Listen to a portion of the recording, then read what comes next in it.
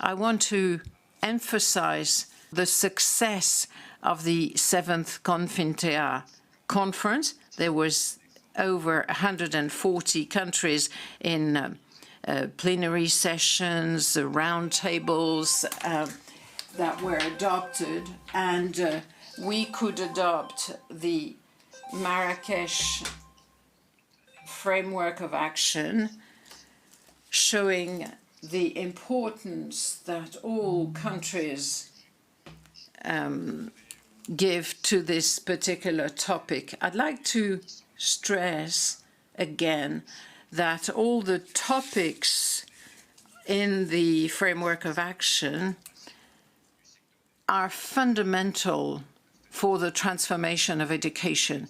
When we talk about having lifelong learning as the basis of a new social contract, when we talk about the governance of education systems for adults, with the mobilization of all stakeholders, with the co-construction or building that goes with it, with regular evaluation and monitoring, when we talk about funding, when we talk about the mechanisms that enable the most vulnerable categories to be included, or when we talk about broadening the areas or the fields of learning, adding new topics, new challenges, well, all this shows that the conclusions of Confintea and the Marrakesh Framework for Action are important contributions to this pre-summit and on the whole thinking about transforming the education sector. But there are two initiatives I'd like to highlight because they were mentioned in the message of our King to the 7th conference. These two initiatives are about, first of all, setting up an African Institute for Lifelong Learning. This institute, well, let's say the objective is not to create or build a new building or new buildings, but to have a digital institute that will connect all actors on the African continent, actors who, through their actions, will promote lifelong learning. And they will help develop learning cities on the African continent. And there will be actions to strengthen or to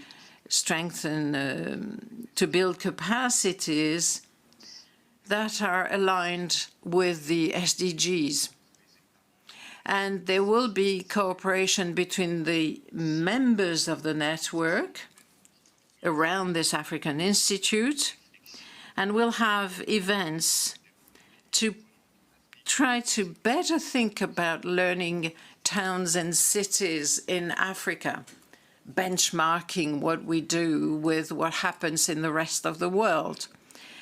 But we will make sure that everything is more operational and has more impact in the implementation of the Marrakesh Framework for Action on the African continent. The second initiative is about setting up a post-Confintea interministerial steering group to promote adult lifelong learning, adult education, to mobilize resources and adult education, to suggest other measures in order to share experiences, best practices, and innovations, and at the same time to set up the proper conditions for the follow-up of the Marrakesh Framework for Action.